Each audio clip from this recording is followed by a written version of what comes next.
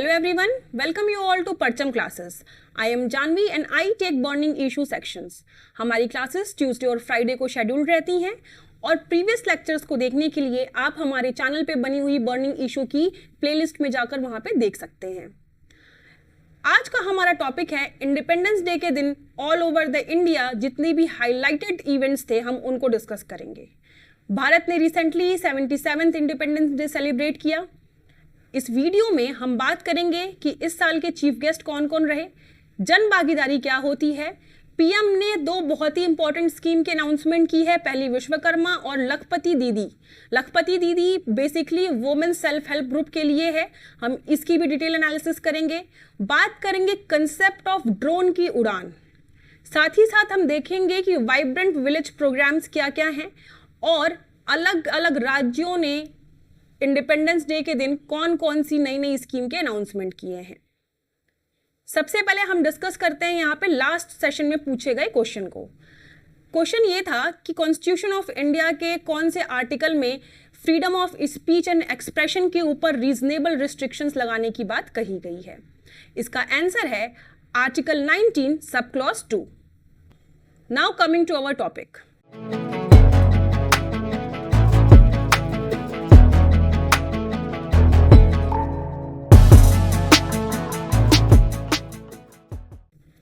इस साल भारत ने 77th इंडिपेंडेंस डे सेलिब्रेट किया। बहुत बच्चे यहाँ पे कंफ्यूजन में आ जाते हैं कि 76 था कि 77 था। देखिए, भारत की आज़ादी को 76 ईयर कंप्लीट हुए हैं और 15 अगस्त 2023 से 77th ईयर जो है शुरू हो गया है। तो हमने मनाई है 77th इंडिपेंडेंस डे और कंप्लीट कितने किए हैं, 76 ईयर। इस दिन दो बहुत ही इंपॉर्टेंट पर्सनालिटीज की बर्थ एनिवर्सरी भी होती है। इस साल भारत ने 150th बर्थ एनिवर्सरी सेलिब्रेट की श्री अरबिंदो घोष, साथ ही साथ स्वामी दयानंद सरस्वती जी की। इस साल भारत सेलिब्रेट करेगा 500th birth anniversary of the warrior queen Rani Durgavati.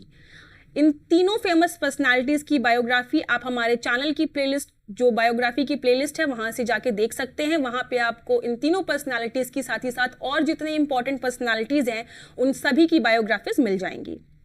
एक बहुत ही इंपॉर्टेंट चीज यहाँ पे हुई है कि जो सेरेमोनियल गन सैल्यूट होता था उसमें पहले ब्रिटिश 25 पाउंडर गन्स का यूज किया जाता था, लेकिन इस साल हमने यूज की है इंडिजीनियस डेवलप्ड 105 mm की लाइट फील्ड गन राइफल्स।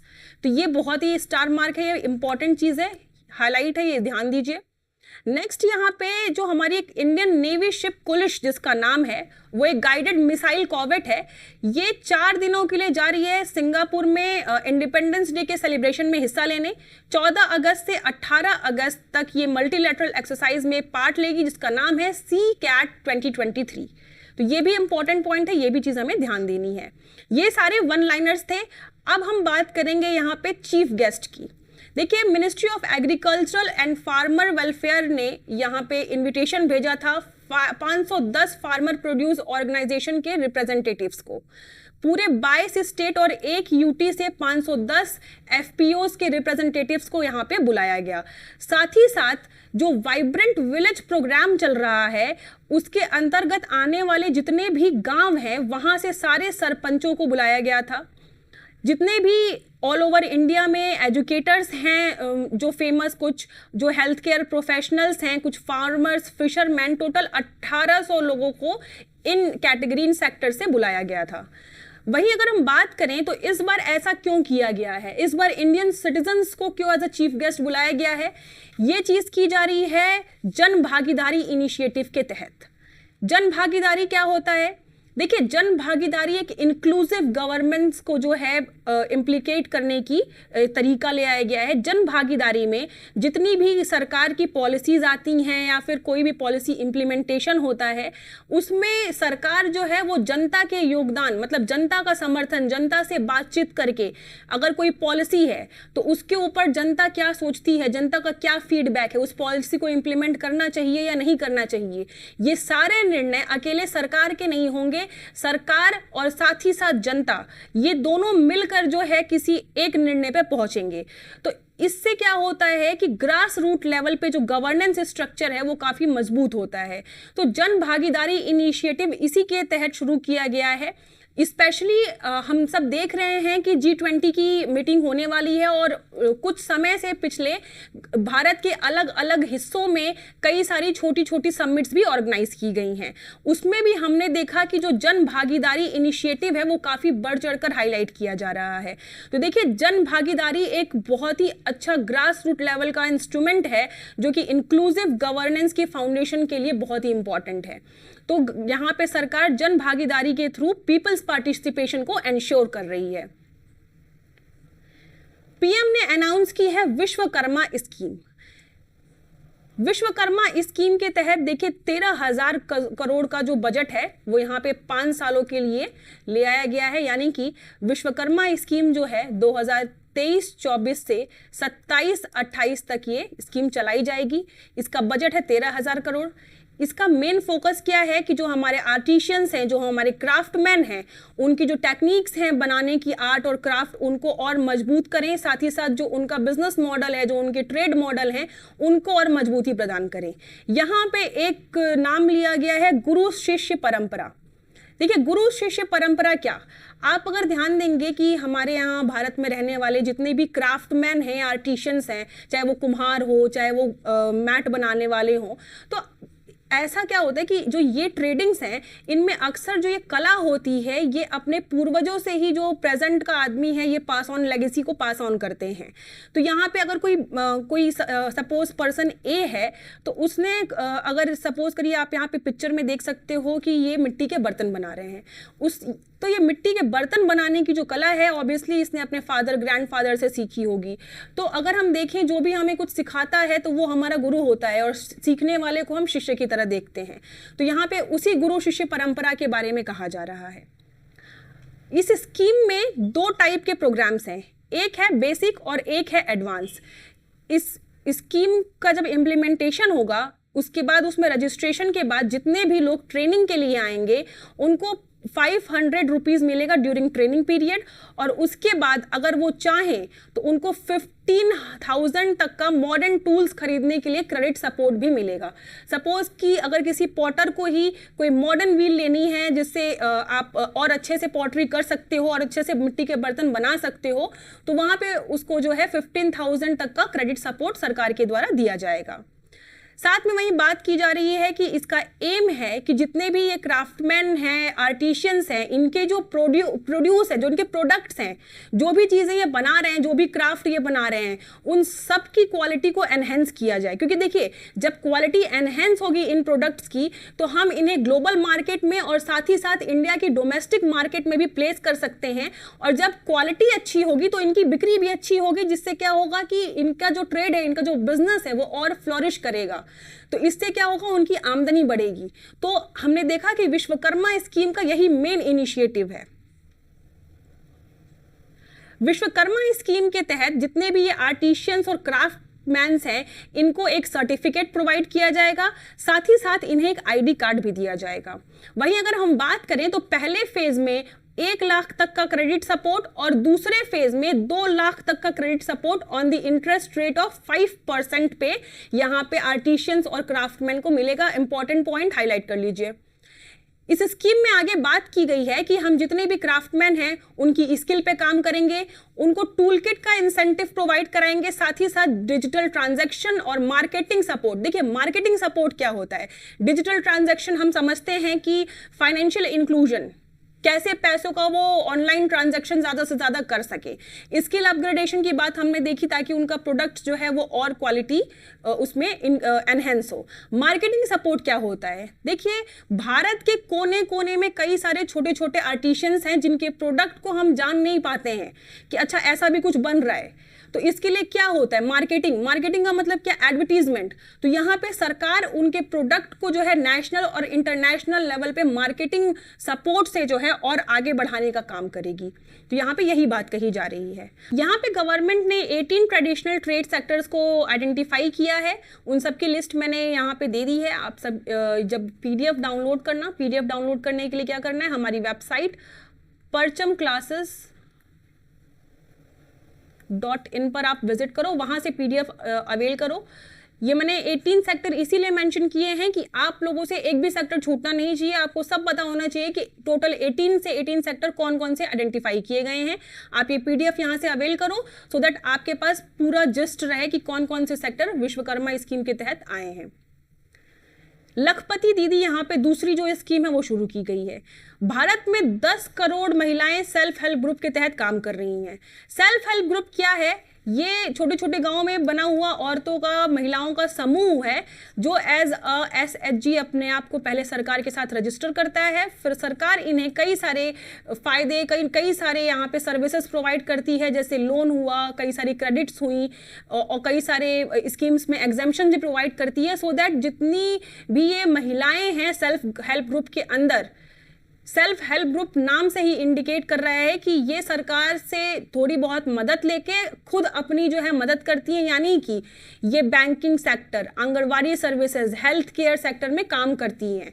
साथ ही साथ अगर आप यहाँ पे पिक्चर में देख सकते हो, छोटे छोटे बिजनेस स्टार्टअप भी करती हैं। क्राफ्ट अगर इन्हें आता है तो ये क्राफ्ट के छोटे छोटे जो ये ग्रुप्स हैं बिजनेस स्टार्ट करते हैं और फिर उसे मार्केट में ले जाकर अपने प्रोडक्ट्स को बेचते हैं और इस तरीके से वो छोटे छोटे बिजनेसेस को पूरा अक्रॉस द इंडिया रन करते हैं। तो सेल्फ हेल्प ग्रुप का मेन काम ये है।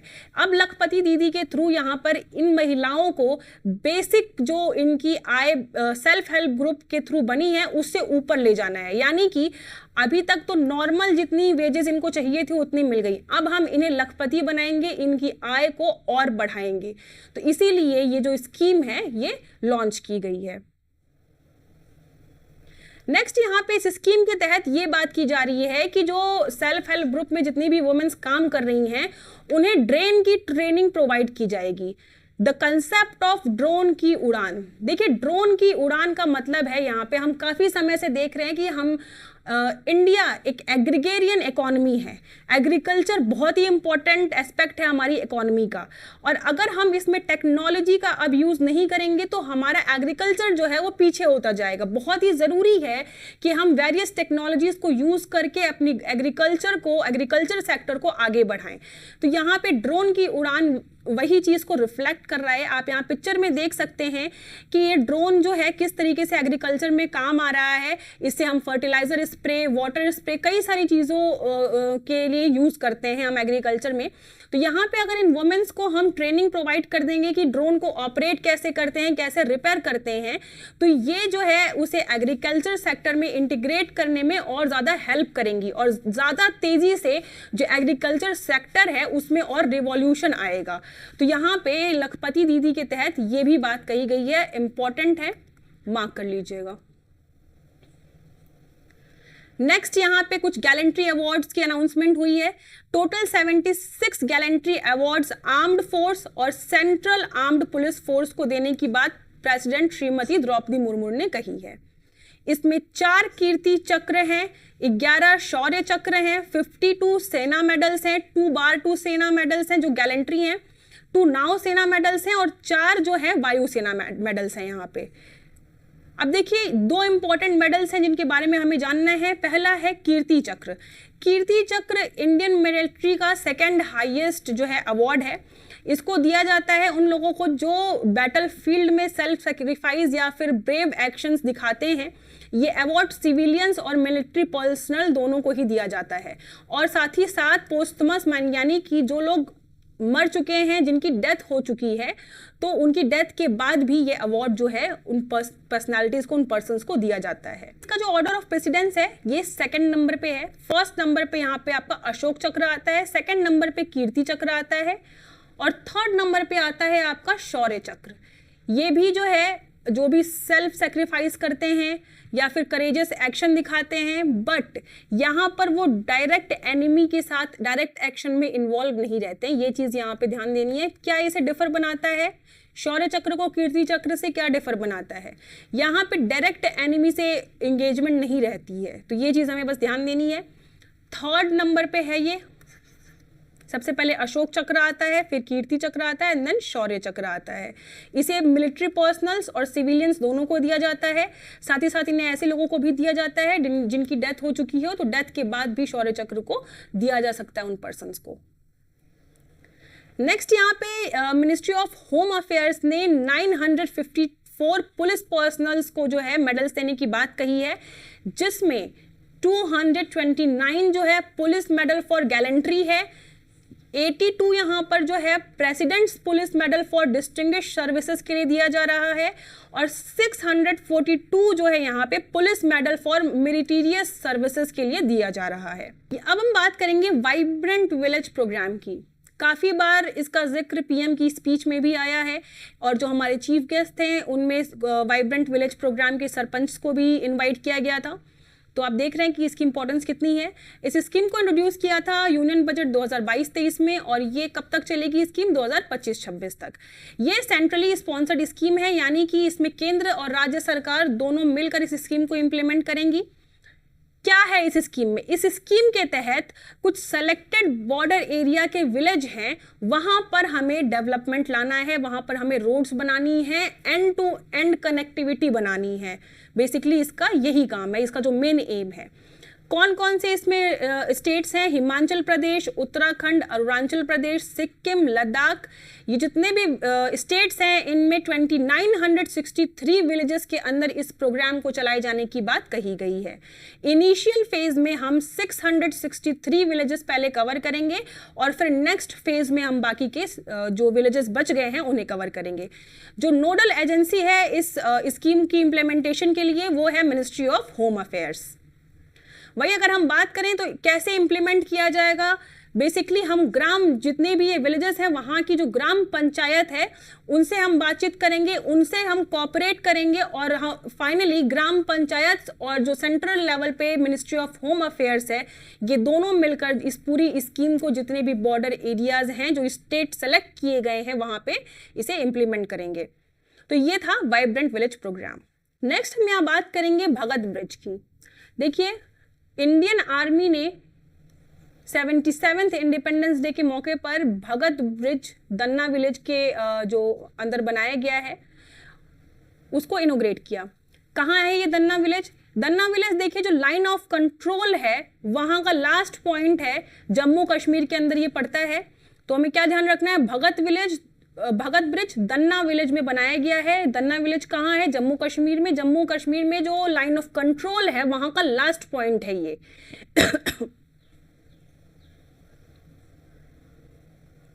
ये ब्रिज जो है 115 फीट है लेंथ में।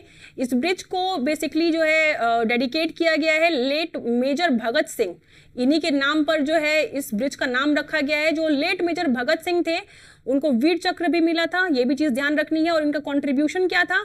इन्होंने बहुत ही करेजियस रोल प्ले किया था 1965 की वॉर में। तो इस कारण से इन्हें एक ट्रिब्यूट देने के लिए इन्हीं के नाम पर जो है इंडियन आर्मी ने ये ब्रिज जो है बनाया है। नेक्स्ट यहाँ पे chief justice of India DY Chandrachud ने अनाउंस किया है expansion plan for the supreme court.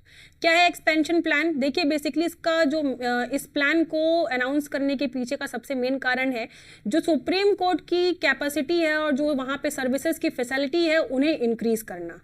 अभी प्रेजेंटली अगर हम बात करें तो सुप्रीम कोर्ट के अंदर 17 कोर्ट रूम्स हैं, 2 रजिस्ट्रार कोर्ट है और 32 जज काम करते हैं।